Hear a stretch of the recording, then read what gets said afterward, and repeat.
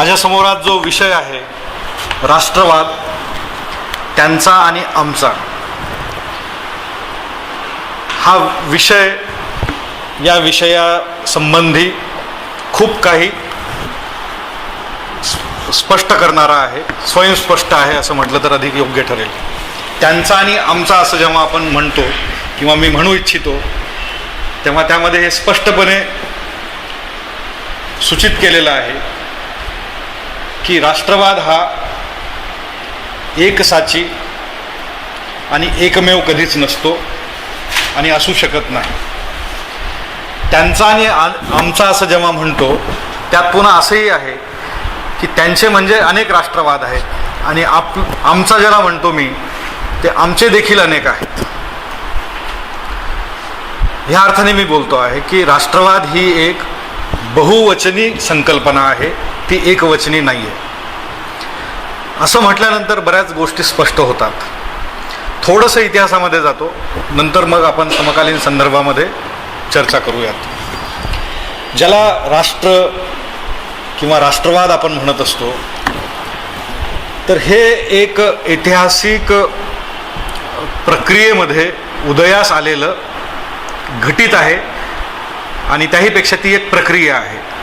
इतिहासाच्या काळरेषेवरती विशिष्ट भूप्रदेशात, विशिष्ट भौगोलिक राजकीय स्थितीमध्ये, सामाजिक आर्थिक स्थितीमध्ये, विशिष्ट काळामध्ये उदयाला आलेलं एक प्रक्रिया आहे, घटित आहे. आणि त्याला मग वेगवेगळ्या दिशा मिळाल्या, वेगवेगळ्या पद्धतीने, वेगवेगळ्या खंडामध्ये, वेगवेगळ्या देशांमध्ये, वेगवेगळ्या काळामध्ये त्याची अनेक रूपं आजवर बघायला मिळालेली आहेत. भारतामध्येही आपण ती अनेक रूपं अनुभवलेली आहेत आणि अनुभवतो देखील. युरोपामध्ये जे प्रबोधनाचं युग आलं, युरोपामध्ये सर्वात महत्त्वाची जी घटना घडली त्या काळामध्ये ती म्हणजे सरंजामशाहीचा, राजेशाहीचा खात्मा झाला. ही एक अतिशय सकारात्मक आणि क्रांतिकारी स्थित्यंतराची प्रक्रिया घडून आणली ती युरोपातल्या भांडवलशाहीच्या उदयाने. आणि या भांडवलशाहीचंच अपत्य होतं युरोपातली लोकशाही आणि युरोपातला राष्ट्रवाद देखील. ह्या राष्ट्रवादाने ही सकारात्मक कृती त्या काळामध्ये केलेली आहे. सरंजामशाहीचा खात्मा करण्याची, धर्मसत्ता उलथून टाकण्याची, राजेशाही उलथवून टाकण्याची. त्या काळाच्या आधी युरोपामध्ये तिथला जो समाज समूह होता त्याची जी एक सामूहिक अस्मिता होती ती धार्मिक होती, ती वांशिक होती, ती सांस्कृतिक होती, ती रक्तसंबंधांवरती आधारलेली होती. पण नव्या पद्धतीचे उत्पादन संबंध जेव्हा उदयास येतात युरोपामध्ये तर त्या नव्या प्रकारच्या उत्पादन संबंधांबरोबरच समाजाला एकसूत्रामध्ये गुंफून ठेवण्यासाठीच्या ज्या नव्या संकल्पना उदयास आल्यात त्यातली सर्वात प्रभावी अशी ही संकल्पना ठरलेली आहे. आता इतिहासाचा अभ्यास केल्यानंतर आपण सांगू शकतो की सर्वात प्रभावी संकल्पना होती राष्ट्र आणि राष्ट्रवाद नावाची. तिने धर्माची जागा घेतली, तिने इथनिक आयडेंटिटीची जागा घेतली, तिने संस्कृतीची जागा घेतली. हेही खरं आहे की युरोपातला जो राष्ट्रवाद होता त्या राष्ट्रवादाचाही आधार काही ठिकाणी भाषा होता, काही ठिकाणी पुन्हा वंश देखील होता, काही ठिकाणी रक्तसंबंध आणि सांस्कृतिक नातं होतं, काही ठिकाणी ऐतिहासिक वारसा होता, काही ठिकाणी यातले काही घटक होते, काही घटक त्यातले नव्हते. म्हणजे एकाच वेळी सर्व घटक असतातही आणि असू शकतात किंवा त्यातले काही अनुपस्थिती असू शकतात. म्हणजे राष्ट्र किंवा राष्ट्रवाद म्हणून एखादा समाज समूह स्वतःची अस्मिता जेव्हा घडवतो त्यावेळेला त्या अस्मितेचा आधार भाषा, वंश, धर्म, एक समान इतिहास, एक समान ऐतिहासिक वारसा यापैकी कुठले तरी 1, 2, 4 घटक असू शकतात किंवा असेच काही घटक असतात. हे युरोपामध्ये घडलं आणि ते युरोपियन वसाहतवादासोबत या राष्ट्र आणि राष्ट्रवादाचं लोन जिथे जिथे वसाहतवाद गेला, जिथे जिथे पाश्चिमात्य शिक्षण, मुद्रणतंत्र, पाश्चिमात्य मूल्यविचार संकल्पना, आधुनिक मूल्यविचार संकल्पना ज्या ज्या ठिकाणी जगभरामध्ये जाऊन पोहोचल्या तिथे तिथे राष्ट्रवाद देखील जाऊन पोहोचला. युरोपामध्ये जशी ही एक सकारात्मक कृती राष्ट्रवादाने केली, तसंच युरोपामध्येच एक राष्ट्रवादाचं एक विपरीत आणि विध्वंसक रूप देखील नंतरच्या काळामध्ये बघायला मिळालं, आपण बघतोच. ते म्हणजे युरोपियनांनी वसाहतीक स्पर्धेमधून जी साम्राज्यवादी सत्ता स्थापन केली, इतरांचं स्वातंत्र्याचं हरण केलं, त्यामागे देखील त्यांची राष्ट्रीय प्रेरणाच होती. ते डच असोत, ते ब्रिटिश असोत. म्हणजे ब्रिटिशांनी वसाहती स्थापन केल्या, डचांनी स्थापन केल्या, पोर्तुगीजांनी, फ्रेंचांनी, स्पॅनिश लोकांनी स्थापन केल्या. तर इतरांचं स्वातंत्र्य हरण करण्यामध्ये आणि दूरदूरच्या खंडांमध्ये जाऊन स्वतःचं वसाहतिक वर्चस्व स्थापन करण्याच्या मागे देखील राष्ट्रवादाचीच प्रबळ प्रेरणा कारणीभूत ठरलेली आहे.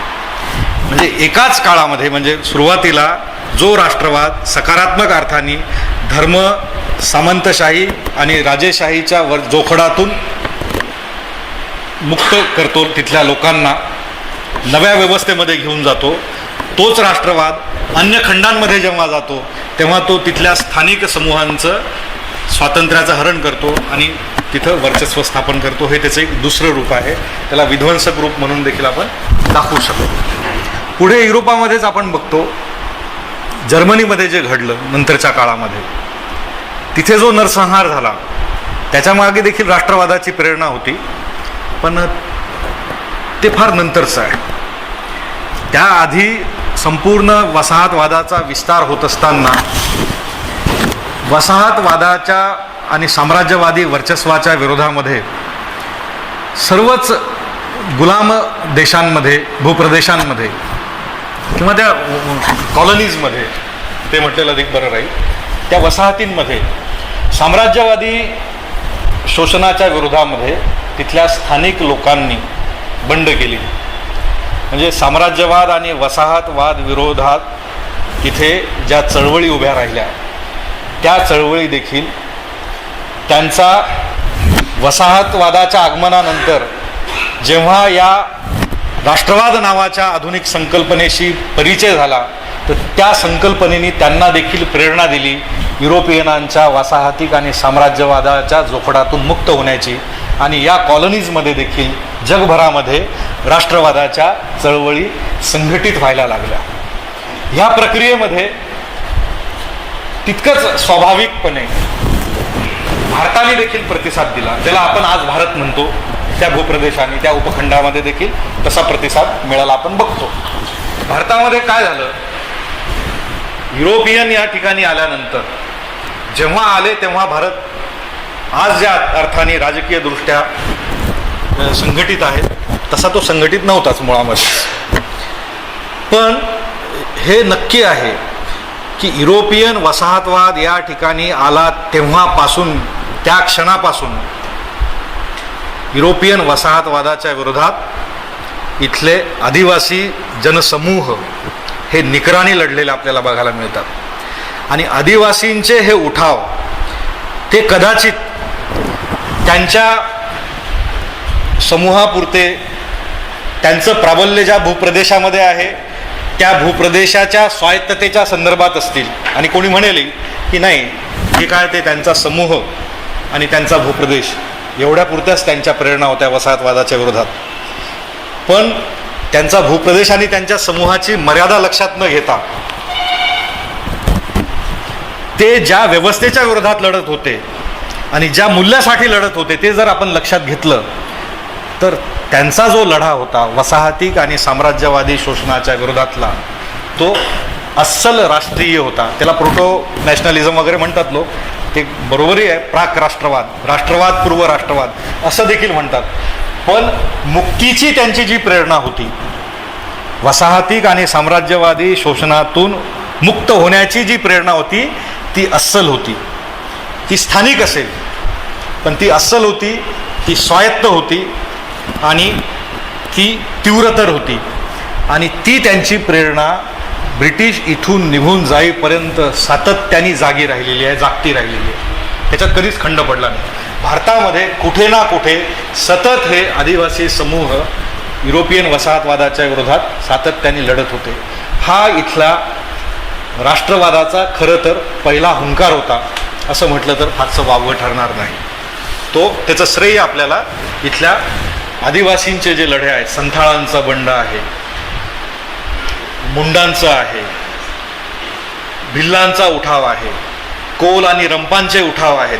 संपूर्ण भारतभरामध्ये ओरिसा, केरळ, बंगाल पासून तर कुका आणि महाराष्ट्र, मध्य भारत कुठलाच प्रांत अपवाद नाही आहे. अफगाणिस्तानपर्यंतचे आदिम समूह लढत होते आणि सातत्याने लढत होते. तो पहिला हुंकार होता.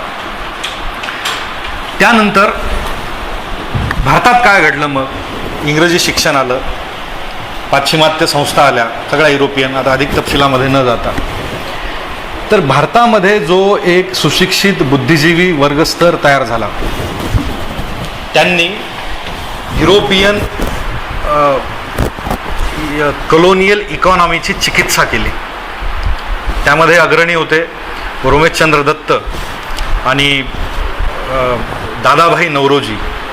महाराष्ट्रामध्ये लोकहितवादींनी आणि रानडेंनी देखील तशी चिकित्सा केली आणि महात्मा फुलांच्या लेखनामध्ये देखील ब्रिटिशांच्या आर्थिक शोषणासंबंधीची चिकित्सा आपल्याला बघायला मिळते. तर हे एक नवं भान होतं. ते भान या इंग्रजी शिक्षण घेतलेल्या वर्गाला येऊ शकलं आणि ते प्रामुख्याने काय होतं तर युरोपियन कॉलोनियलिझमद्वारा होणारी जी आर्थिक पिळवणूक आहे त्याच्या अनुषंगाने विकसित झालेलं भान होतं. त्यातही गुण आपण असं बघू शकतो की हे खरं आहे की दादाभाई नौरोजींनी वसाहतीक आर्थिक शोषणाची चिकित्सा केली. पण ही चिकित्सा करत असताना त्यांचं जे टायटल आहे त्यांच्या पुस्तकाचं तेच खूप काही सांगणार आहे. The poverty and un British rule in India. Poverty and un British rule in India. Dadabhai नौरोजींची अशी अपेक्षा आहे की भारतातलं दारिद्र्य आणि भारतातला अब्रिटिश राजवट, म्हणजे त्यांना काय म्हणायचं आहे, त्यांची अशी अपेक्षा आहे की भारतामध्ये ब्रिटिश राजवट असावी, पण भारतातली जी राजवट आहे ती अनब्रिटिश आहे. ती त्यांच्या कल्पनेतली ब्रिटिश जी राजवट आहे तिच्यासारखी नाही. कारण ब्रिटिश राजवट जी आहे तर ते लोकशाहीचा पुरस्कार करणारी, समता, स्वातंत्र्य, बंधुता याचा पुरस्कार करणारी, तर ही झाली ब्रिटिश मूल्य. पण ती मूल्य भारतामधल्या ब्रिटिश राजवटीने स्वीकारलेली नाहीत, एवढीच त्यांची तक्रार होती. त्यांचं असं म्हणणं होतं की इथे अनब्रिटिश रूल नको आहे, इथे ब्रिटिश रूल हवा आहे कदाचित, असं त्यांचं म्हणणं असू शकतं. कारण असं म्हणण्याचं कारणही दुसरं हे आहे की दादाभाई नौरोजी काय पुढं टिळकांपर्यंत आपण बघतो की कुणीही संपूर्ण स्वातंत्र्याची कल्पना देखील केलेली नव्हती. त्यांच्या कुठल्याही लेखनामध्ये आपल्याला बघायला मिळत नाही. स्वराज्य हा माझा जन्मसिद्ध हक्क आहे असं जे म्हणणं आहे त्याचा कॉन्टॅक्स्ट काय आहे? त्याचा कॉन्टॅक्स्ट आहे dominion status under the British crown, जे ऑस्ट्रेलिया आणि कॅनडाला स्टेटस होतं. ब्रिटिश साम्राज्याअंतर्गत स्थानिक स्वराज्य, ते स्थानिक स्वराज्य टिळक मागत होते. त्यासाठी ते अग्रलेख लिहित होते, सरकारचे डोके ठिकाण्यावर आहे का, किंवा त्यासाठी त्यांचा केसरी प्रकाशित होत होता. संपूर्ण स्वातंत्र्याची कल्पना देखील गोखल्यांनी आणि टिळकांनी देखील कधीही केलेली नव्हती. पहिल्यांदा ज्याला आपण म्हणत असतो किंवा म्हटलं जातं मेन स्ट्रीम नॅशनलिझम, ते मेन स्ट्रीम वगैरे काही नाही आहे, पण ज्याला म्हटलं जातं मेन स्ट्रीम नॅशनलिझम, त्या काँग्रेसच्या मंचावरती सुद्धा पहिल्यांदा 1929 साली संपूर्ण स्वातंत्र्याची घोषणा केली गेली. त्याचं कारण होतं शहीद भगतसिंग. नेहरूंनी ती कबुली दिलेली आहे की भगतसिंगची लोकप्रियता इतकी वाढते आहे की भगतसिंगच्या लोकप्रियतेने गांधींच्या लोकप्रियतेला देखील मागे टाकलेला आहे. भगतसिंग ज्या मूल्यांचा प्रचार करत होता, ज्या भगतसिंगच्या सिद्धांतांमुळं, क्रांती सिद्धांतामुळं तरुण त्याच्याकडे आकर्षित होत होते, त्याच्यामध्ये total revolution and total independence हे जे भगतसिंगचं म्हणणं होतं, तर तरुणांना काँग्रेसकडं पुन्हा आकर्षित करण्यासाठी मजबुरीतून जेव्हा त्या लाहोरच्या अधिवेशनाला नेहरू आणि गांधी रेल्वेने जात होते आणि ठिकठिकाणी प्रत्येक रेल्वे स्टेशनवरती त्यांना जेव्हा काळे झेंडे दाखवले गेले, त्या दबावाखाली काँग्रेसला संपूर्ण स्वातंत्र्याची घोषणा करावी लागलेली हा इतिहास आहे.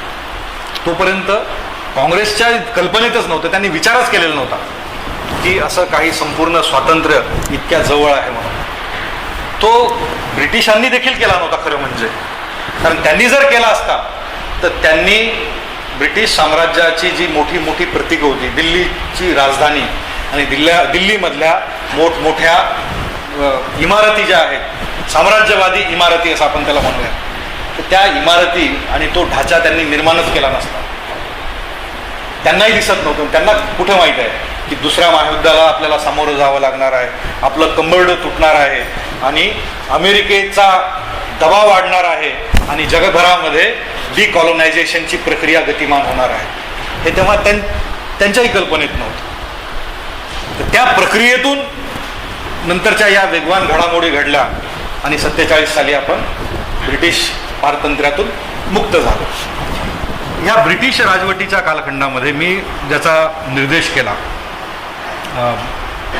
आर्थिक विचारवंतांचा, की पहिल्यांदा त्यांनी ही चिकित्सा केली आणि त्यातून इथल्या सुशिक्षित बुद्धिजीवी वर्गाला एक नवं भान दिलं की तुम्ही बंगाली असाल, तमिळी असाल, पंजाबी असाल किंवा महाराष्ट्रातले असाल, तुमचं शोषण आणि पिळवणूक करणारी यंत्रणा जी आहे ती एक आहे, तो म्हणजे ब्रिटिश कॉलोनियलिझम. आणि पिळवणूक होत आहे आपली, देशी उद्योगधंदे बुडत आहेत आणि त्यासाठी आपल्याला याच्या विरोधात आवाज मुखर करावा लागणार आहे. तसा मंच स्थापन करण्याची आवश्यकता त्यातून निर्माण झाली. म्हणजे ब्रिटिशांच्या या राज्यकारभारामध्ये अधिकाधिक भारतीयांना अवकाश मिळावा यासाठीची ती चळवळ उभी राहिली. तिचं नाव आहे काँग्रेस. कारण राज्यकारभारामध्ये आम्हाला अधिकाधिक हिस्सा मिळावा. काँग्रेसच्या स्थापनेपासून तर 1929 पर्यंत काँग्रेसची मागणी हीच आहे सातत्याने की राज्यकारभारामध्ये आम्हाला अधिकाधिक प्रतिनिधित्व मिळावं. हीच त्यांची भूमिका राहिलेली आहे. याची जी आवश्यकता निर्माण झाली, म्हणजे हे जे भान दिलं आर्थिक विचारवंतांनी, त्यातून एक देशव्यापी स्वरूपाचं म्हणजे उपखंडव्यापी स्वरूपाचं एक संघटन आकाराला आलं, ज्याला आपण काँग्रेस म्हणतो. हे प्रामुख्याने उच्च जात वर्ग आणि सामंती तबक्यामधून आलेले लोक होते, ज्यांनी काँग्रेसच्या स्थापनेमध्ये पुढाकार घेतला. आणि सुरुवातीच्या काळामध्ये तर त्यातले अनेक म्हणजे मोठा वर्ग जो होता तो त्या अर्थाने ब्रिटिशांच्या दयाबुद्धीवर, उदारबुद्धीवर विश्वास ठेवणारा, त्यांच्याविषयी आस्था बाळगणाराच वर्ग राहिलेला आहे सुरुवातीच्या काळापासून. पण हे आपल्याला नाकारता येत नाही की एक देश उपखंडव्यापी स्वरूपाचं भान, राजकीय भान देण्याचं काम या काँग्रेसच्या चळवळीने सुरुवातीपासून केलेलं आहे. त्या अर्थानेच आपण बघतो की युरोपामध्ये मग स्टॅलिननी सुद्धा लेनिननी आणि त्यानंतर स्टॅलिननी सुद्धा राष्ट्रवादाच्या संदर्भात जी एक भूमिका घेतलेली आहे ती फार महत्त्वाची आहे. आपण बघतो की मार्क्सवादी विचार हा आंतरराष्ट्रवादी आहे आणि त्या अर्थाने तो राष्ट्रवादी असू शकत नाही, कारण राष्ट्रवाद ही एक संकुचित कल्पना आहे. आपण जर त्या पद्धतीने विचार केला यांत्रिक मार्क्सवादाच्या पद्धतीने, पण हा म्हणजे स्टॅलिननी सुद्धा तसा विचार केला नाही. खरं तर स्टॅलिन बघत होता की युरोपियन वसाहतवाद, साम्राज्यवाद हा शोषण करतो आहे आशियामध्ये आणि आफ्रिका खंडामध्ये, आणि त्या युरोपियन शोषण तंत्राच्या विरोधात तिथले लोक संघटित होत आहेत. त्या दृष्टीने या साम्राज्यवादाला परास्त करण्यासाठी, भांडवलशाहीचा खात्मा करण्यासाठी यांच्या ज्या राष्ट्रवादी प्रेरणा आहेत त्या महत्त्वाच्या आहेत आणि राष्ट्रवादाला त्यांनी एक महत्त्व दिलं. आणि म्हणून त्यांनी राष्ट्रवादी चळवळीला देखील त्या त्या देशांमधल्या ज्या कॉलनीज होत्या त्या कॉलनीजमध्ये ज्या राष्ट्रवादी चळवळी उभ्या राहिल्या त्या राष्ट्रवादी चळवळींना समर्थन देण्याचं काम केल्याचं आपण बघतो. ते चीन असेल किंवा भारत असेल, की त्यांनी फार आस्थेने या राष्ट्रीय चळवळींकडे पाहिलेलं आहे. कॉमिंटरनी आणि स्टॅलिननी सुद्धा. ही कम्युनिस्टांची भूमिका होती. भारतामध्ये आज आपण ज्यांचं राष्ट्रगीत गौरवाने उभं राहून गात असतो ते स्वतः रवींद्रनाथ टागोर. हे स्वतः यांनी ऑन नॅशनलिझम नावाचा एक निबंध लिहिलेला आहे आणि त्यांच्या अन्यही लेखनामध्ये ते सतत आंतरराष्ट्रवादाचा पुरस्कार करत होते. आणि राष्ट्रवाद ही संकल्पना म्हणजे कूपमंडूकता आहे आणि ती एक विध्वंसकारी संकल्पना आहे, ही त्यांची सुस्पष्ट भूमिका होती. ते अँटी नॅशनल होते. त्या अर्थाने ते वैश्विक मानवतावादाचा आणि आंतरराष्ट्रीयवादाचा पुरस्कार करत होते. इतके ते स्पष्ट होते. पण त्यांनी लिहिलेलं गीत मात्र आज आपण राष्ट्रवादाचं एक चिन्ह बनवलेलं आहे, किंवा कोण राष्ट्रवादी आहे सिनेमा थिएटरमध्ये आणि कोण राष्ट्रविरोधी आहे ते ठरवण्याचं मीटर बनवलेलं आहे. राष्ट्रवादाचा विषय निघाला म्हणून सांगतो की हे अभिनेते आहेत विक्रम गोखले. हे संघाचे उघड पुरस्कर्ते राहिलेले आहेत, कार्ड होल्डर आहेत. हे काही वर्षांपूर्वी म्हणजे 10 वर्षांपूर्वी आमच्या महाविद्यालयामध्ये आले. तिथे आरोग्य विद्यापीठाचं यूथ फेस्टिवल होतं. त्या यूथ फेस्टिवलमध्ये समोर 2000 विद्यार्थी बसून आणि हे प्रमुख वक्ते होते आणि त्यांनी खूप लाडात येऊन मुलांना सांगितलं, मुलांनो मी तुम्हाला एक सांगतो ते तुम्ही चांगलं लक्षात ठेवा आणि ते मी सांगतो आहे म्हणून खरं माना. हे जे जनगण मन आहे ना, ते रवींद्रनाथ टागोरांनी ब्रिटिश युवराजाचं स्वागत करण्यासाठी लिहिलेलं गीत आहे आणि ते आपलं राष्ट्रगीत असू शकत नाही. म्हणून मी तुम्हाला सांगतो, जिथे कुठे तुम्हाला राष्ट्रगीत म्हणण्यासाठी उभं राहावं लागत असेल, राष्ट्रगीत म्हणावं लागत असेल, तिथे तुम्ही मनातल्या मनात वंदे मातरम म्हणायचं, जनगण म्हणायचं नाही. असं ते खुल्या मंचावरून एकदम ओपन गॅदरिंगमध्ये बोलले. त्याला ऑब्जेक्शन घेणारा मीच होतो तिथे. त्याची पोलीस केसही केली आम्ही, कलेक्टरकडे निवेदन दिलं, त्यांनी माफी पण मागितली वगैरे वगैरे वगैरे. हा यांचा खरा चेहरा आहे. जेव्हा त्यांचा माझा संवाद झाला तेव्हा त्यांना मी म्हणालो, वंदे मातरम विषयी तुम्ही जे बोलताय त्याचा तुम्हाला जनगणमनाचा इतिहास माहिती आहे, चांगली गोष्ट आहे. म्हटलं जनगणमनाला संविधान सभेने राष्ट्रगीत म्हणून मान्यता दिलेली आहे, ते स्वीकारलेलं आहे आपण. पण तुम्ही ज्या गीताचा पुरस्कार करता आहात त्याचा पण इतिहास थोडासा समजून घ्या. तुम्ही ज्या वंदे मातरम विषयी बोलता आहात ते वंदे मातरम काय? ते वंदे मातरम ज्यांनी लिहिलं ते बंकिमचंद्र चटर्जी यांनी. ते काही कवी वगैरे नव्हते, महाकवी तर मुळीच नव्हते, पण त्यांनी एकमेव काव्यरचना लिहिलेली आहे ती म्हणजे वंदे मातरम. आणि आनंदमठ या कादंबरीमध्ये त्यांनी त्यातला वेगवेगळ्या ठिकाणी त्यातले काही कडवी अशी पेरलेली आहेत कादंबरीमध्ये. कादंबरी मुळात मी अनेक वेळा वाचलेली आहे, कारण खूपच म्हणजे तुम्ही जर कादंबरी वाचाल तर कधीतरी 8वी 9वी 10वीत असताना आपण जेव्हा मृत्युंजय किंवा छावा वाचत असतो ना, त्यापेक्षाही रोमांचक कादंबरी आहे. छोटीशी कादंबरी आहे आनंदमठ. तर मी त्या वयामध्येच वाचली ती आणि नंतर देखील चिकित्सकपणे वाचली. छान आहे, वाचायला काहीच हरकत नाही. तर ती कादंबरी लिहिणारे बंकिमचंद्र हे स्वतः ब्रिटिश ॲडमिनिस्ट्रेशनमध्ये असलेले पहिले असे भारतीय अधिकारी होते की जे तहसीलदार पदाच्या वरती गेले, प्रमोट झाले आणि उपजिल्हाधिकारी बनू शकले.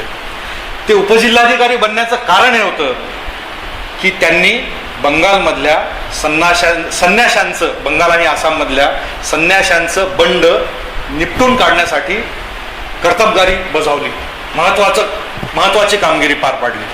आणि ती महत्वाची कामगिरी पार पाडली म्हणून त्यांना राव बहादूर ह्या पदव्याही मिळाल्या आणि त्यासोबत त्यांना प्रमोशन देखील मिळालं.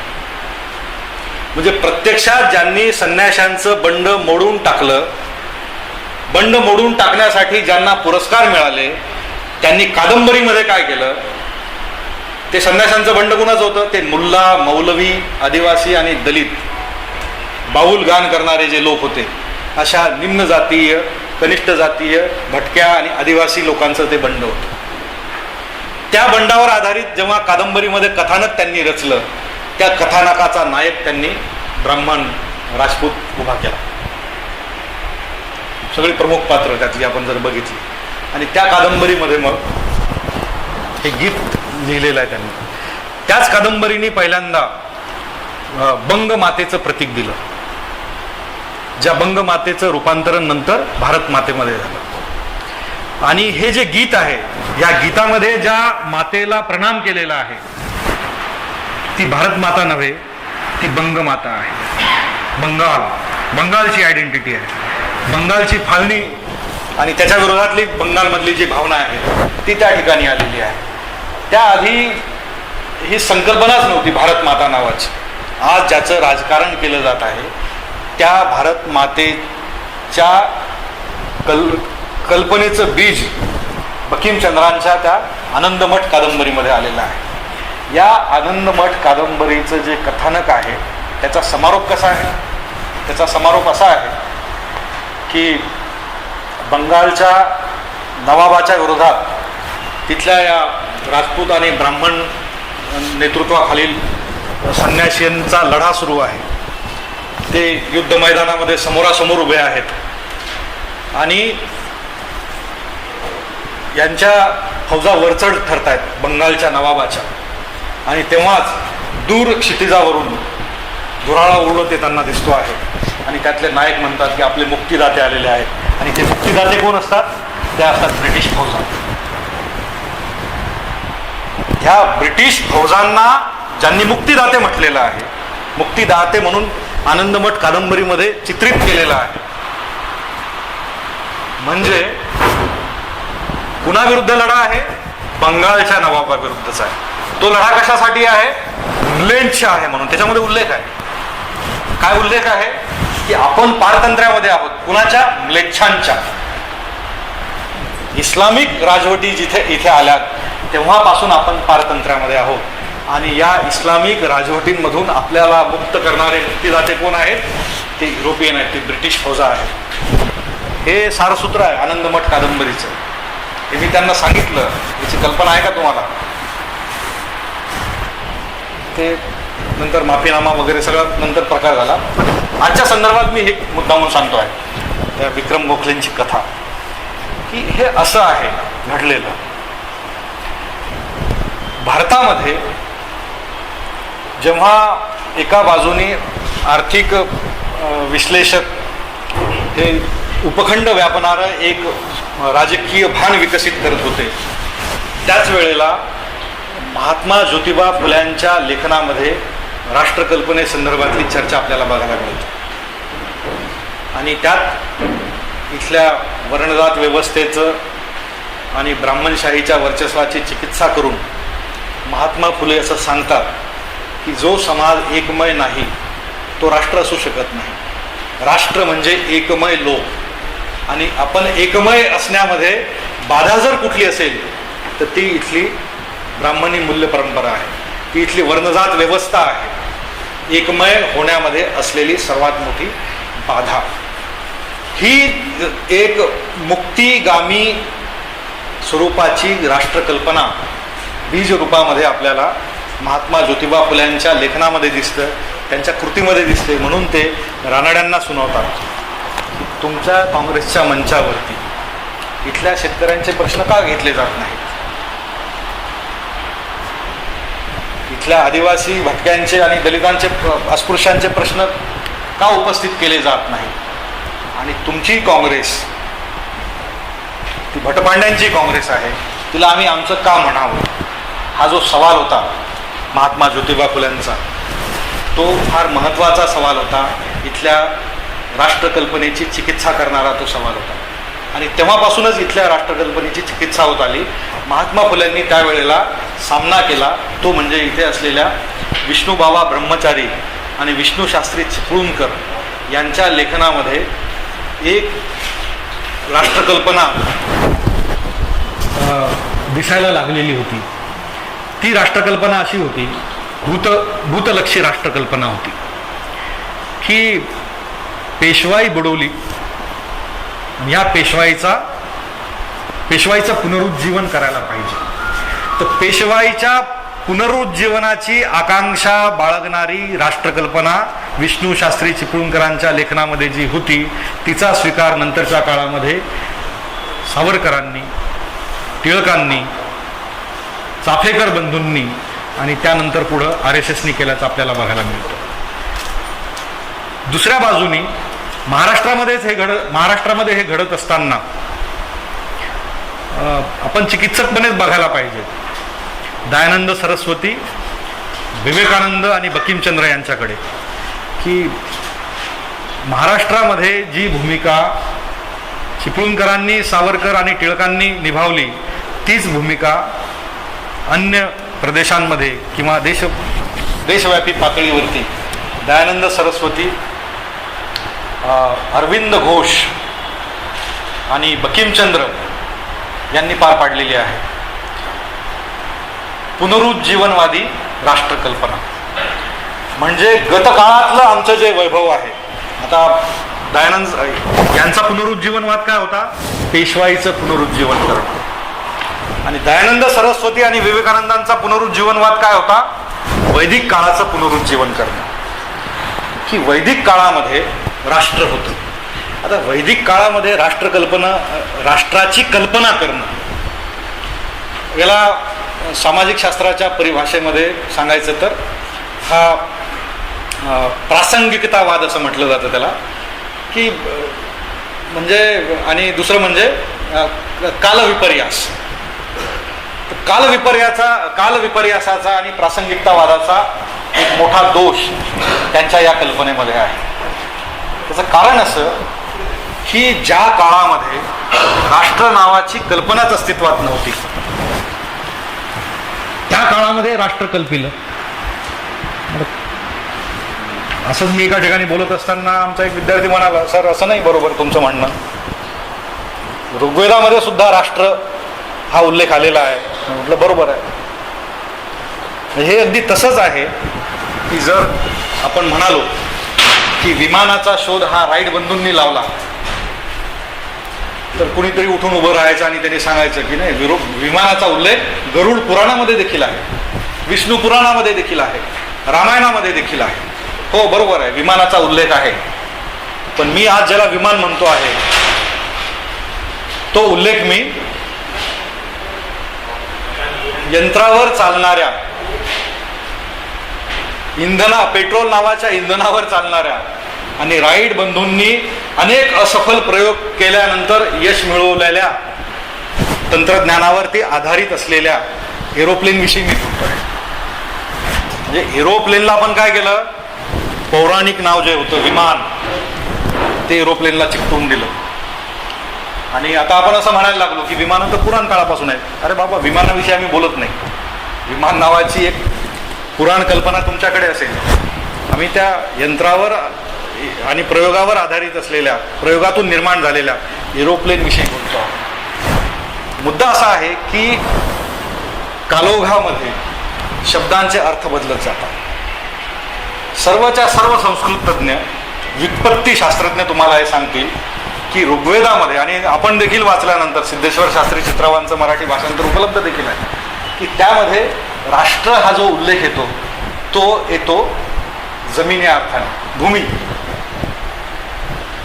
ही माझ्या टोळीच्या अधिकारातली भूमी, नॉट मालकीची, अधिकारातली भूमी. तर ती भूमी दर्शवण्यासाठी राष्ट्र हा उल्लेख तिथे आलेला आहे. कोणी असंही म्हणू शकेल की मग आता पण तर राष्ट्र म्हणजे भूमी आपण म्हणतो, तर ते स्पष्ट करण्याची गरज आहे. विद्यार्थी आहेत म्हणून मुद्दा म्हणून सांगतो की राष्ट्र जे आहे किंवा राष्ट्रवाद नावाची जी गोष्ट आहे ती एक कल्पना आहे,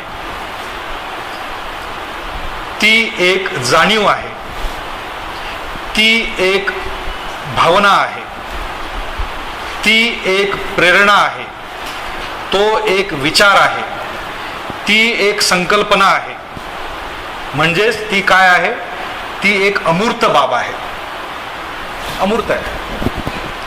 देश ही भौतिक आणि ठोस रूपात अस्तित्वात असलेली गोष्ट आहे, की आपण त्याच्या जिओग्राफिकल बाउंड्रीज सांगू शकतो. त्याला आंतरराष्ट्रीय समुदायाची मान्यता आहे. हा हिमालय आहे, हा अरबी सागर आहे, हा हिंद महासागर आहे, वगैरे वगैरे आपण डिफाईन करू शकतो, आपण दाखवू शकतो, लोकेट करू शकतो की हा भारत आहे, हा पाकिस्तान आहे, हा अफगाणिस्तान आहे. ती मूर्त संकल्पना आहे देश नावाची. आणि त्या देशाविषयीची निष्ठा, त्या देशाची भक्ती, त्या देशाविषयी आस्था बाळगणं आणि भक्ती बाळगणं ही एक वेगळी गोष्ट आहे. आणि राष्ट्र आणि राष्ट्रवाद ही त्यापेक्षा खूप निराळी गोष्ट आहे. देश हा कदाचित इथे असलेल्या आपल्या सर्वांचा एकच एक देश आहे आणि आहेच सुद्धा. पण राष्ट्र आणि राष्ट्रकल्पनेच्या बाबतीत जर आपण विचार करत असू तर आपण हे एकमेकांचं स्वातंत्र्य मान्य करायला पाहिजे की आपली कदाचित प्रत्येकाची राष्ट्रकल्पना ही भिन्न आणि एकमेकांपासून निराळी असू शकते आणि असली तरी त्यात काही गैर नाही, त्यात काही गैर नाही. आपला देश एक आहे, आपल्या देशाविषयीच्या आपल्या निष्ठा एक समान आहेत, ओके. पण त्याच वेळेला ही जी राष्ट्रकल्पना नावाची गोष्ट आहे, जी राष्ट्र नावाची गोष्ट आहे, ती मात्र प्रत्येकाची भिन्न असू शकते आणि आहे सुद्धा. आणि भारतातलं ते वास्तव आपण जर पाहिलं तर महात्मा फुलेंची राष्ट्रकल्पना आणि रानड्यांची राष्ट्रकल्पना एक समान नव्हती. महात्मा फुल्यांवरती हत्यारे पाठवणाऱ्यांची राष्ट्रकल्पना आणि महात्मा फुलेंची राष्ट्रकल्पना परस्पर भिन्न होती. किंबहुना ती इतकी हिंसक होती की ते महात्मा फुल्यांची हत्या करू इच्छित होते. चाफेकरांचं एक आत्मचरित्र आहे, आत्मवृत्त नावाचं. त्या चरित्रामध्ये त्यांनी असे उल्लेख केलेले आहेत.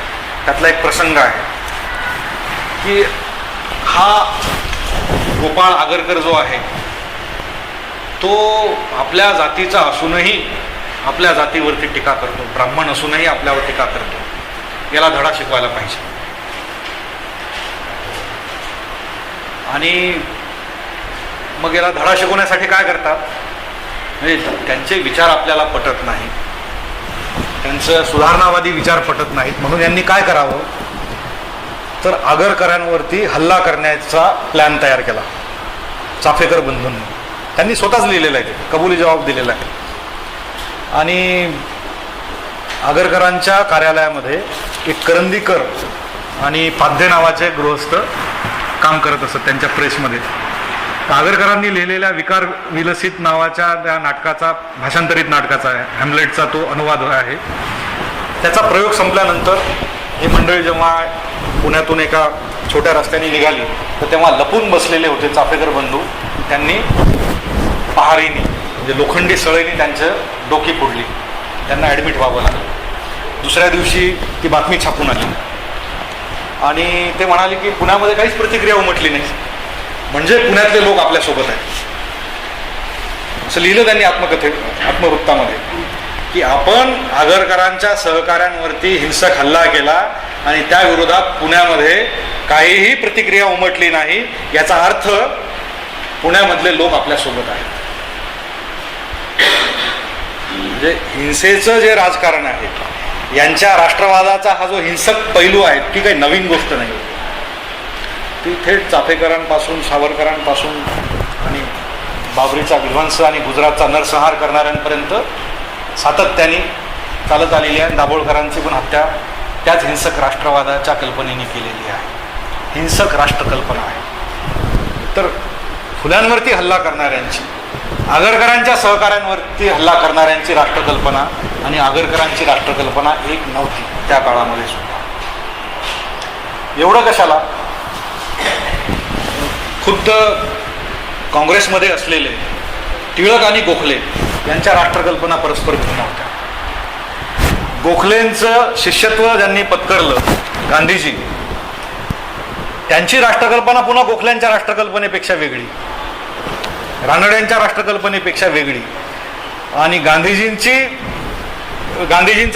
राजकीय शिष्यत्व गांधीजींनी ज्यांना दिलं त्या नेहरूंची राष्ट्रकल्पना पुन्हा गांधीजींच्या राष्ट्रकल्पनेपेक्षा वेगळी.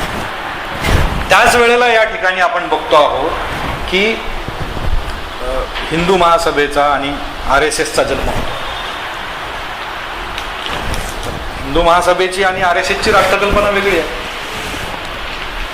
आणि त्यांच्या राष्ट्रकल्पनेमध्ये ब्रिटिश विरोधी, वसाहतवाद विरोधी, साम्राज्यवाद विरोधी लढा देणं, ज्याला स्वातंत्र्याचा लढा म्हटलं जातं, अशा पद्धतीचा स्वातंत्र्याचा लढा लढणं म्हणजे राष्ट्रवाद्यांनी स्वतःचा शक्तिक्षय करून घेणं आहे. म्हणून ब्रिटिशांच्या विरोधात लढू नका, हे स्पष्ट लिहिलेलं आहे. माझ्याकडे पुरा लेखन आहे हेडगेवारांचं, गोळवळकरांचं, सोबत आणलेले मी पुरावे आहेत की हा शक्तिक्षय आहे. बंच ऑफ थॉटमध्ये देखील गोळवळकरांनी ते लिहिलेलं आहे. ब्रिटिश विरोधातला लढा म्हणजे शक्तिक्षय आहे. तर तो लढा न लढता आपले जे शत्रू आहेत ते आहेत मुलेंच आणि कुठल्या मुसलमान एक नंबरचे शत्रू आहेत, ख्रिश्चन शत्रू आहेत, कम्युनिस्ट शत्रू आहेत. तर त्यांच्या विरोधात लढण्यासाठी स्वतःची ऊर्जा ही राखून ठेवा, ती मला वाटतं आजपर्यंत राखून ठेवलेली आहे. ब्रिटिश साम्राज्यवादाच्या विरोधात लढू नका, या म्लेच्छांच्या आणि परकीय विचारांच्या, सेक्युलरवाद्यांच्या, कम्युनिस्टांच्या विरोधामध्ये, म्हणजे कम्युनिस्ट त्यांना धोका म्हटलेला त्यांनी. तर हे खरं आहे की त्या काळामध्ये इतक्या सगळ्या राष्ट्रकल्पना होत्या आणि ह्या राष्ट्रकल्पनांनी संघाच्या, हिंदू महासभेच्या अशा हिंसक, विध्वंसक राष्ट्रकल्पनेला देखील, तिच्या अस्तित्वाला देखील अवकाश दिलेला आहे. आणि त्या अस्तित्वात होत्या. तो नेहरू गांधींनी पण अवकाश दिला आणि सर्वांनीच दिलेला. त्याच वेळेला भगतसिंगची क्रांती कल्पना जी आहे, भगतसिंगची राष्ट्रवादाची जी कल्पना होती ती सर्वंकष शोषणमुक्तीच्या दिशेने, सर्वंकष मुक्तीच्या दिशेने घेऊन जाणारी कल्पना होती. म्हणजे इतक्या साऱ्या राष्ट्रकल्पना, एका बाजूला फुले आहे, दुसऱ्या बाजूला चिपळूणकर आणि विष्णुबावा ब्रह्मचारी आहे, तिसऱ्या बाजूला विवेकानंद आणि दयानंद सरस्वती आहेत, जे वैदिक युगाचं पुनरुज्जीवन करू इच्छितात. त्यांच्याच प्रेरणेतून उभ्या राहिलेल्या हिंदू महासभा आणि नंतरची RSS आहे, इकडे काँग्रेस आहे आणि काँग्रेस अंतर्गत इतक्या सगळ्या राष्ट्रकल्पनांचे प्रभाव आहेत. त्याच्यामध्ये मोठी भिन्नता आहे. नेहरूंची, गांधी आणि गोखले, खूप अंतर आहे त्यांच्या राष्ट्रकल्पनेमध्ये.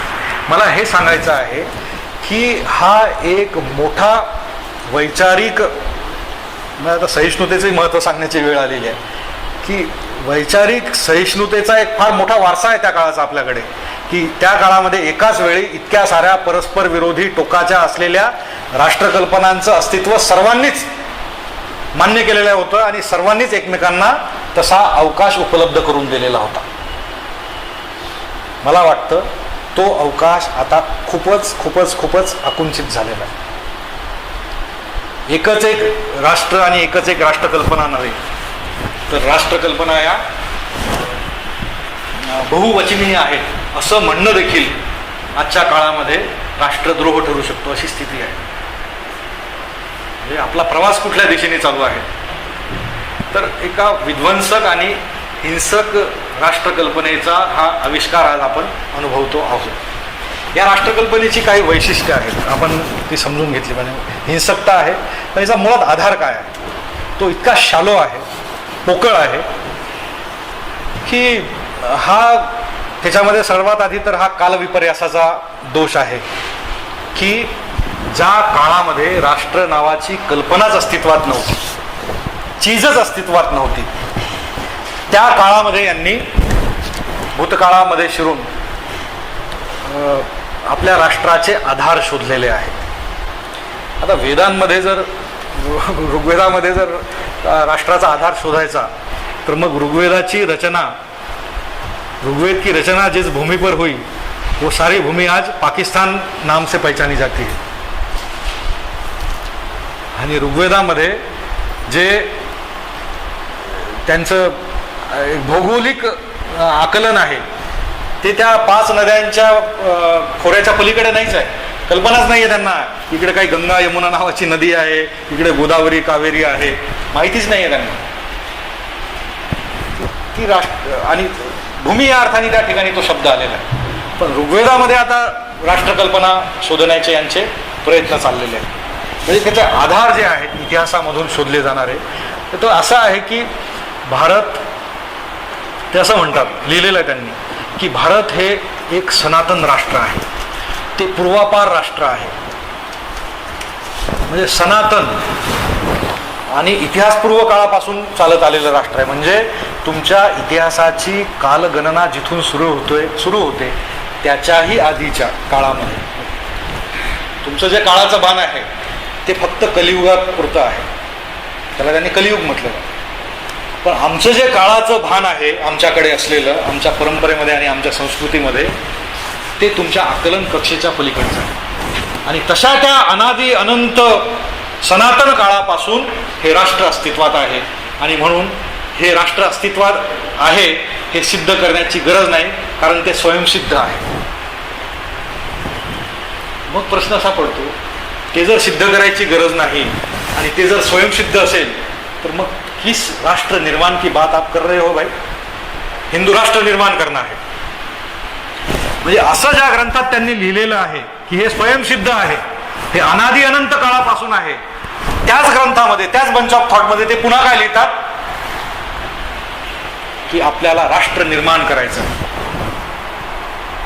आणि हे जे राष्ट्र आहे ते सेक्युलरवाद्यांचं, असे ते नेहरूवियन सेक्युलरिस्ट आणि मार्कावादी म्हणजे मार्क्सवादी असं ते म्हणतात. मार्कावादी मीन्स मार्क्सवादी ना, मार्का बोलते हैं कि हिंदी में?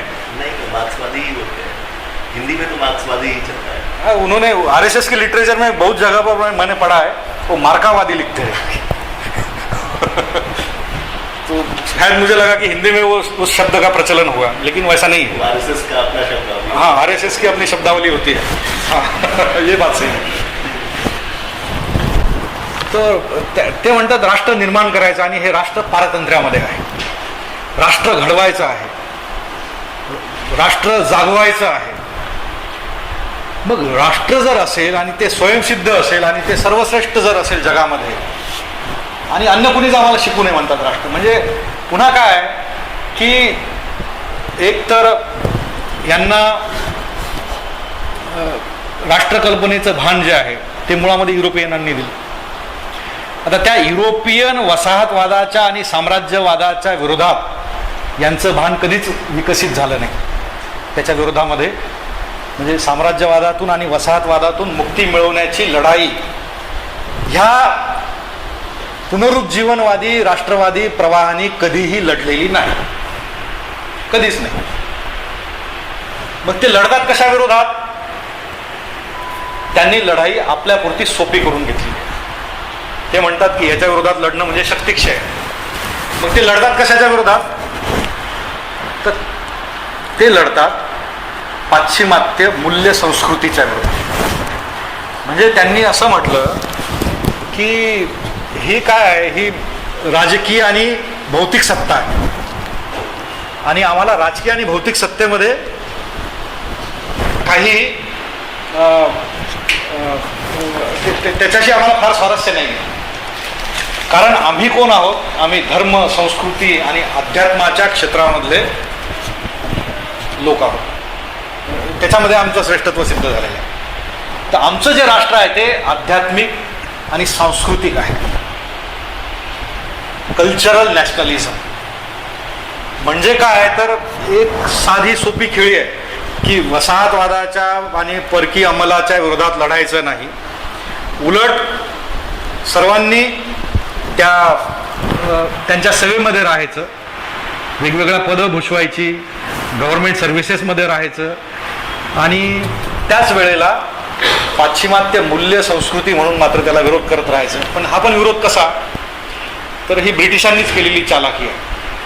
सुरुवातीच्या काळामधल्या प्राच्यविद्या विशारद म्हणून ओळखल्या गेलेल्या इंडॉलॉजिस्ट म्हणून ओळखल्या गेलेल्या अभ्यासकांनी भारतीयांना जे निरनिराळ्या प्रकारचं भान देण्याचं काम केलं, त्यातलं एक महत्त्वाचं भान होतं इथल्या ब्राह्मण आदी उच्च जातीयांना दिलेलं, की तुम्ही लोक जे आहात ना ते थोर आणि महान अशा संस्कृतीचे निर्माते आहात. आणि त्यांनी असं केलं की हे पूर्वेकडचे आणि तुम्ही हे जे आर्य संस्कृती, वैदिक संस्कृती, भारतीय संस्कृती अशी त्यांनी नामाभिधानं दिलेली आहे की ही तुमची भारतीय संस्कृती आहे. भारतीय संस्कृती म्हणजे काय, तर आर्य वैदिक सभ्यता. आणि आर्य वैदिक संस्कृतीचे निर्माते कोण, तर ते ब्राह्मण. तर अशा थोर संस्कृतीचे निर्माते तुम्ही आहात, अशा पद्धतीचं भान त्यांनी इथल्या उच्च जातींना देण्याचं काम केलं, ब्राह्मणांना देण्याचं काम केलं. त्याच्यामुळं हे इतके भारावून गेले की एकतर एक कमालीचा न्यूनगंड निर्माण झालेला होता मनामध्ये की आपण पराभूत झालेलो आहोत, आपल्या हातातून सत्ता हिरावून घेतलेली आहे. आणि खरोखरच आहे, इथे मोगलांच्या राजवटीमध्ये सुद्धा सत्ता ही केवळ मुसलमानांची नव्हती, तर सत्तेचे वाटेकरी जे आहेत ते मुसलमानांबरोबरच इथल्या ब्राह्मण, कायस्थ आदी उच्च जाती आणि सामंत जाती ह्या देखील सत्तेच्या वाटेकरी होत्या संपूर्ण सुलतान आणि मोगलशाहीच्या कालखंडामध्ये. तर सत्ता ही काही मुसलमानांची नव्हती, सत्ता होती तुर्क, अफगाण, मोगल आणि इतदेशीय ज्याला म्हटलं जातं त्या उच्च जातीयांची. म्हणजे एका बाजूला त्यांची इथनिक आयडेंटिटी आहे, तुर्क, अफगाण आणि मोगल, आणि त्यांचे सत्तेतले वाटेकरी होते, सहचर होते ते इथले उच्च जातीय समूह, सरंजाम जाती, ब्राह्मण आणि कायस्थ जाती प्रामुख्याने, की त्यांनी मिळून सत्ता उपभोगलेली आहे. त्यांनी मिळून इथल्या शेतीतलं, इथल्या श्रमिकांच्या घामातून तयार झालेलं वरकड शोषून घेतलेलं आहे. त्यातून हे या मध्ययुगीन सत्ता इतक्या जगामधल्या सर्वात प्रबळ अशा सत्ता आणि साम्राज्य भारतामध्ये निर्माण झालेली आहे. ही मुसलमानांची सत्ता नव्हती, पण यांना ते लपून ठेवायचं की आम्ही देखील वाटेकरी होतो, हिस्सेदार होतो आणि मोठे वाटेकरी होते. म्हणजे मुसलमानांवरती जे यांचं आरोप आहे की ही म्लेच्छांची राजवट आहे, ही परकीय राजवट आहे, यांना हे लपून ठेवायचं आहे, म्हणून त्यांना म्लेच्छ आणि परकीय ठरवलं गेलं. कारण त्यांनी केलेल्या शोषणामधले त्यांच्यापेक्षाही मोठे वाटेकरी हे लोक होते, इथले सामंत जाती, इथल्या ब्राह्मण कायस्थ जाती. त्यांची मिळून सत्ता त्या काळामध्ये होती. तर ती आपली सत्ता ब्रिटिशांनी काढून घेतली. पेशवाई बुडाली, मोगलाई बुडाली, सगळ्या राजवटी खालसा झाल्या संपूर्ण भारतभरामधल्या. वेळ किती आहे माझ्याकडे? भारतामधल्या राजवटी खालसा झाल्यात सगळ्या. अशा स्थितीमध्ये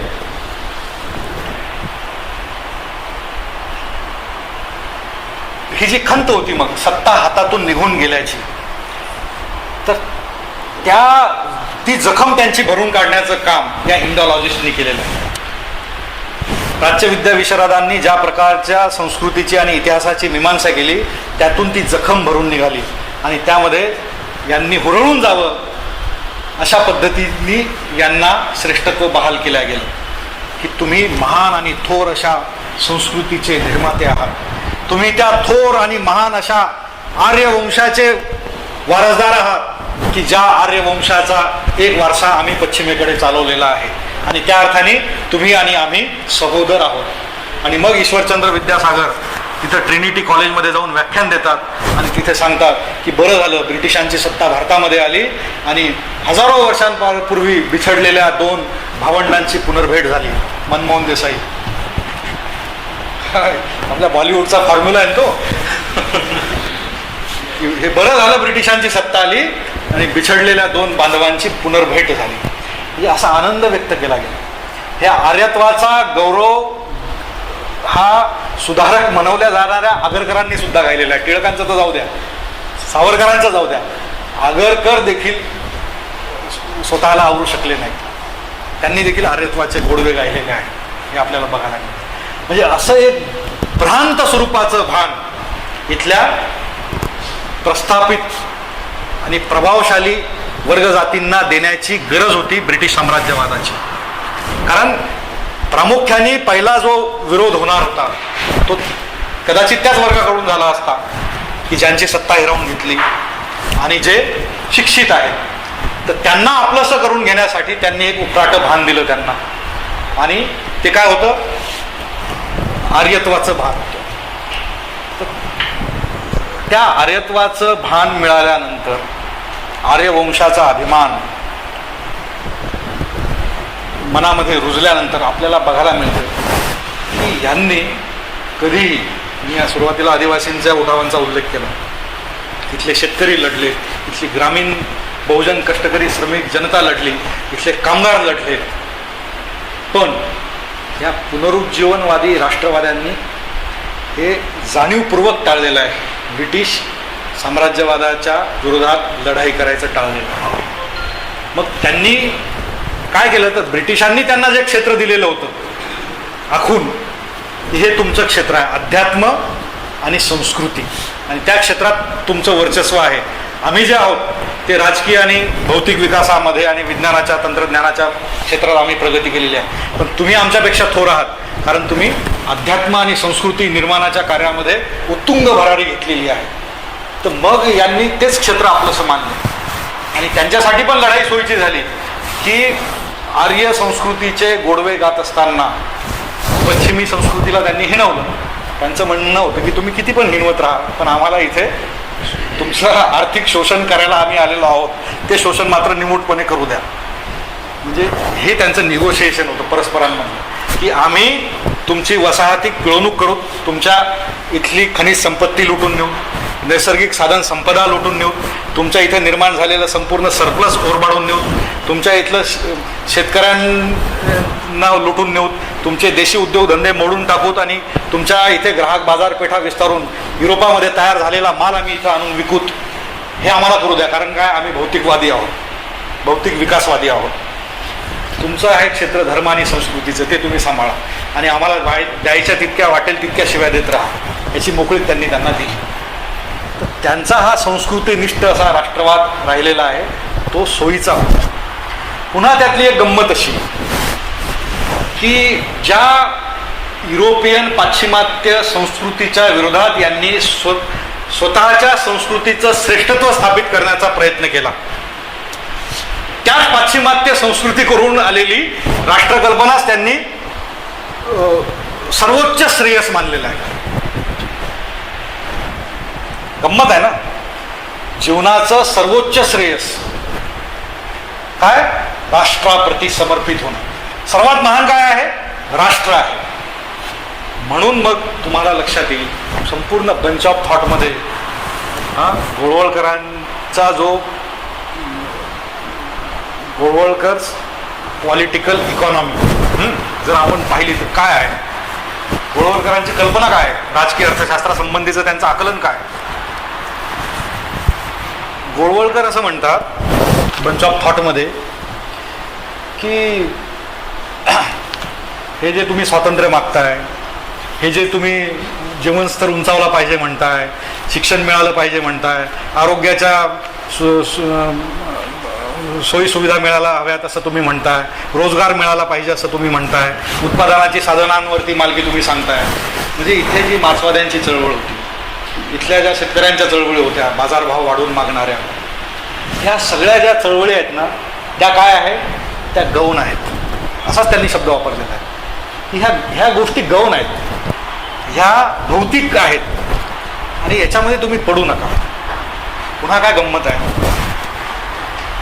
म्हणजे इथे गंमत अशी आहे की इथल्या कास्ट फ्युडल पॉलिटिकल इकॉनॉमीमधनं यांना जी सत्ता मिळालेली आहे, यांना जी संसाधनांवरती मालकी प्राप्त झालेली आहे, आणि ती टिकून राहावी यासाठी त्यांनी जे तत्वज्ञान आणि धर्मचिंतन उभं केलेलं आहे, हेतू काय आहे तर स्वतःचं सर्वोच्च स्थान अबाधित राहावं, हा हेतू आहे. हा शुद्ध भौतिक हेतू आहे. हा शुद्ध भौतिक हेतू आहे की संपूर्ण उत्पादन व्यवस्थेमधलं आपलं जे स्थान आहे उच्च जातीयांचं, ते अबाधित राहावं, हा शुद्ध हा शुद्ध भौतिक हेतू आहे.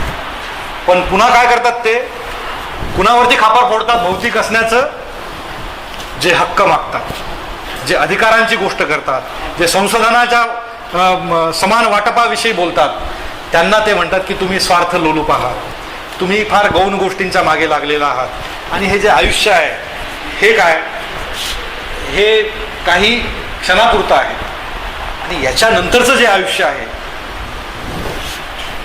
ते खरं चिरंतन आहे. तर अशा क्षणभंगूर जगण्यासाठी तुम्ही लढाई देता, तुम्ही संघर्ष करता, तुम्ही विग्रह निर्माण करता, तुम्ही कलह निर्माण करता. तर असं काही करू नका.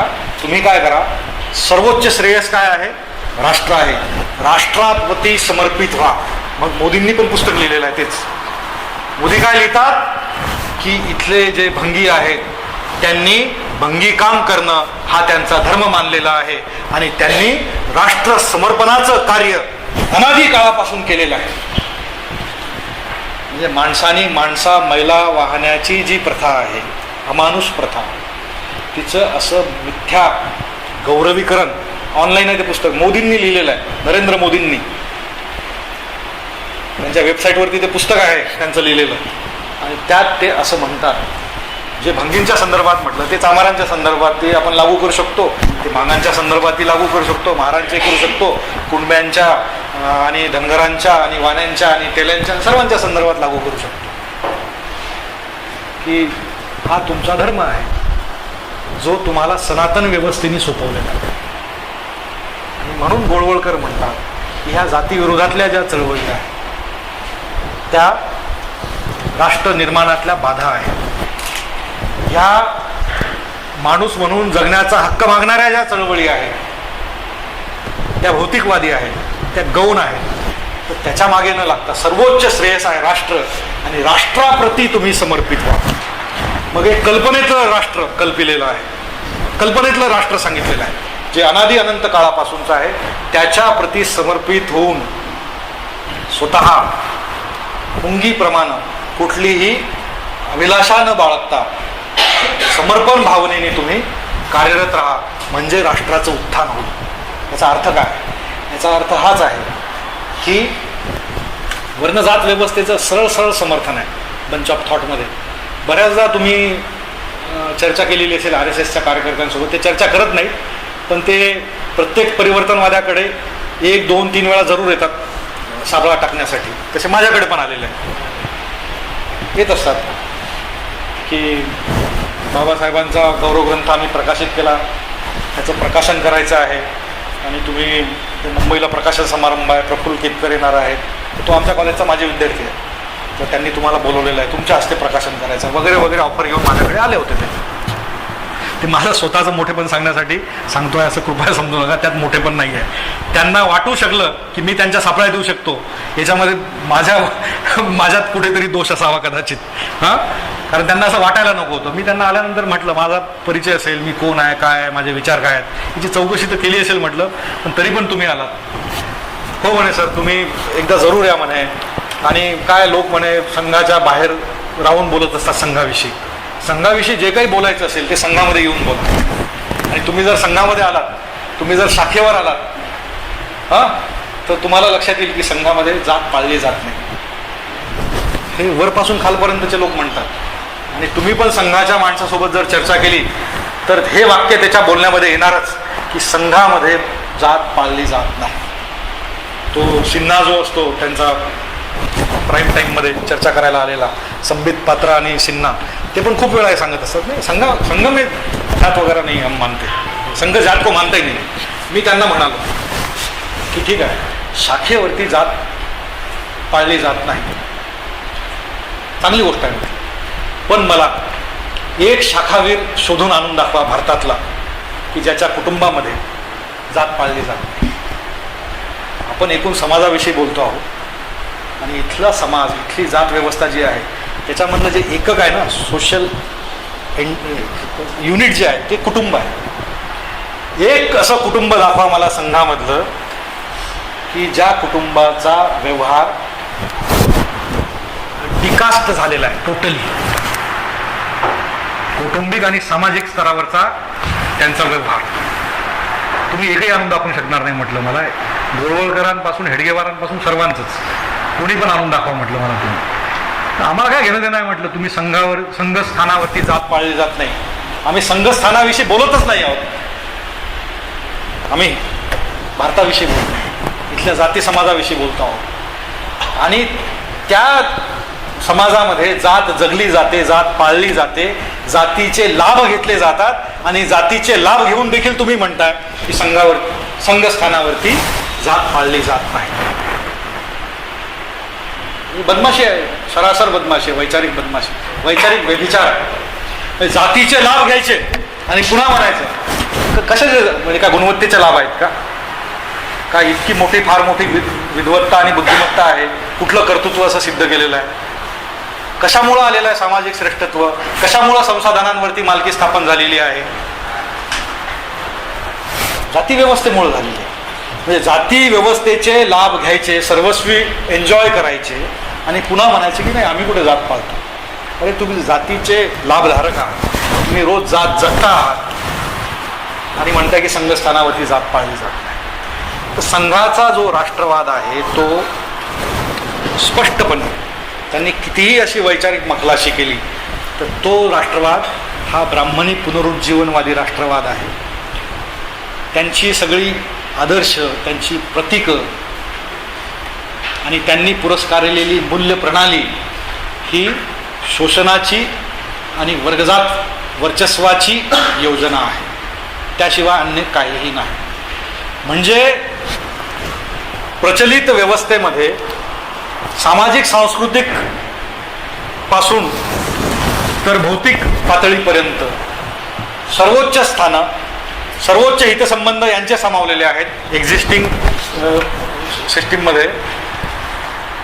आणि हे इतरांना काय सांगतायत की ह्या व्यवस्थेमध्ये, ज्या व्यवस्थेमध्ये आम्ही वर्चस्वस्थानी आहोत, ज्या व्यवस्थेने संपूर्ण संसाधनांची मालकी आमच्याकडे दिलेली आहे, त्या व्यवस्थेमध्ये तुम्ही समर्पण भावनेने काम करा. माझा प्रश्न असा आहे की ज्यांच्याकडे अर्पण करण्यासारखं काहीच नाही त्यांना हे सांगतात समर्पण भावनेने काम करा. मला सांगा अर्पण करण्यासारखं कुणाकडे आहे? हो, जमिनी तुमच्याकडे आहे, औद्योगिक व्यापारी भांडवलावर मालकी तुमची आहे. राष्ट्राप्रती अर्पण करण्यासारखं जर कुणाकडे काही जर असेल तर ते यांच्याकडेच आहे, इथल्या सामंती वर्ग जातींकडे, इथल्या ब्राह्मण कायस्थ बनिया जातींकडे आहे. आणि अर्पणच करायचं असेल राष्ट्राप्रती तर जाहीर करा, उद्या जशा नोटाबंदी केली ना तशी उद्या जाहीर करा की आज से जमीन जो है वो सारे राष्ट्र की होती है, ती कोणाच्याही खाजगी मालकीची राहणार नाही.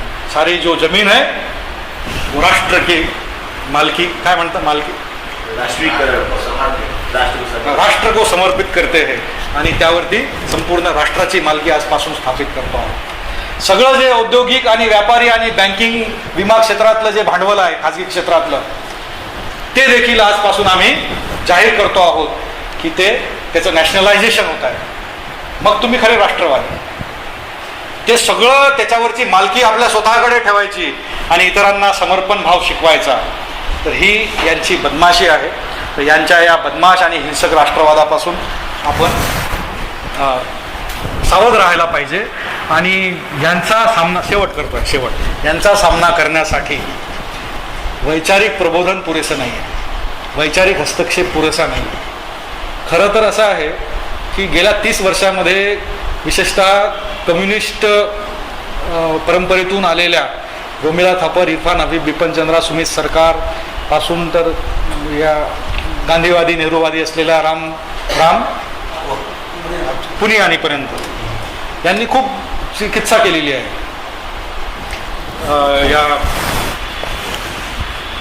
यांच्या RSSच्या आणि हिंदुत्ववादाच्या हिंदू राष्ट्रवादाची. तर याच्यामध्ये ज्यांची ताकद आहे खरी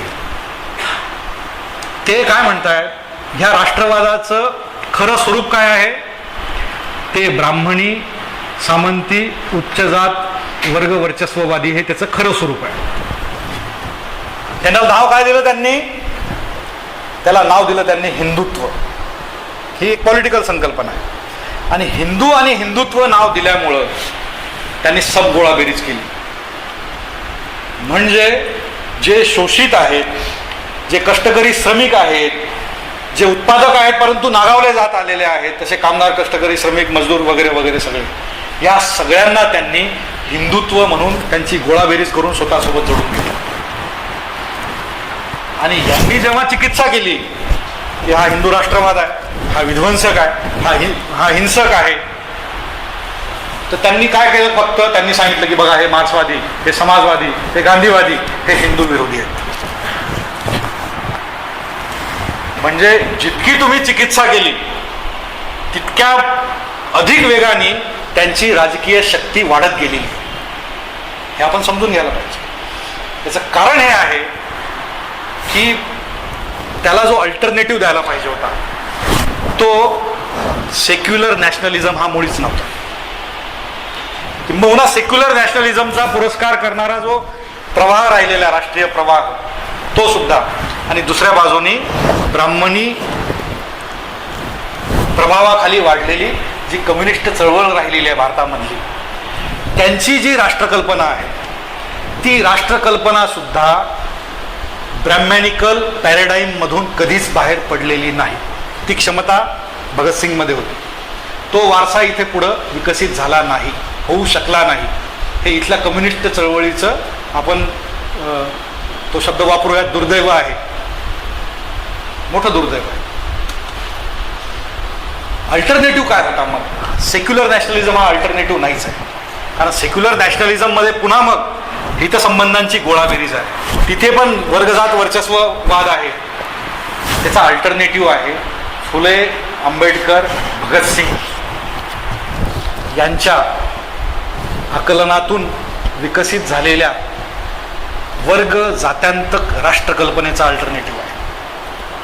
कारण यांच्या राष्ट्रकल्पनेचा जर विरोध आणि खात्मा करायचा असेल तर जाती अंताचं भान विकसित केल्याशिवाय, त्यांनी जसं हिंदुत्वाचं भ्रांत भान भ्रांत जाणीव निर्माण केली हिंदुत्वाची, तशी आपण एक ठोस आणि भौतिक जाणीव निर्माण करायची गरज आहे जात्यांताची. बाबासाहेब आंबेडकरांनी ॲनिलेशन ऑफ कास्टमध्ये दाखवून दिलेलं आहे की जाती व्यवस्थेने राष्ट्राचा घात केला, देशाचा घात केला, समाजाचा घात केला, उत्पादन व्यवस्थेचा ऱ्हास केला. जात हा मोठा अडसर आहे आणि जातीचा अंत झाल्याशिवाय आपण एकमय होऊ शकत नाही फुल्यांच्या परिभाषेमध्ये, आणि आंबेडकरांच्या परिभाषेमध्ये आपण एक समान जाणीव निर्माण करू शकत नाही. हे आपण लक्षात घेण्याची गरज आहे. म्हणून सर्वंकष शोषण मुक्तीचं भान देणार आणि ज्याच्यामध्ये एक वैश्विक मानवी नीतीचा आशय आहे असं एक मुक्तिगामी वर्गजात्यांतक स्वरूपाची राष्ट्रकल्पना हाच इथल्या या ब्राह्मणी राष्ट्रकल्पनेला परास्त करू शकतो. आणि ती ब्राह्मणी राष्ट्रकल्पना आहे, ती हिंदू राष्ट्रकल्पना नाही. आपण जितकं त्याला हिंदू राष्ट्रकल्पना म्हणू तितकं आपल्यापासून इथले शेतकरी समूह, इथले कामगार, इथले कष्टकरी, इथले आदिवासी आणि इथले दलित दूर जातील. आपण त्याला जितकं हिंदू म्हणूत ना तितकं हे ध्रुवीकरण त्यांच्या पथ्यावर पडणार. आणि इरफान हबीब, रोमिला थापरपासून तर राम पुण्यानीपर्यंत आपण हेच केलं. कॉम्रेड शरद पाटील होते की ज्यांनी त्यांची जी त्याचा जो अंतरात्मा आहे, सॉल ऑफ हिंदू नॅशनलिझम, हा कसा, तो शब्द मी परवानगी घेऊन वापरतो आहे, तर तो कसा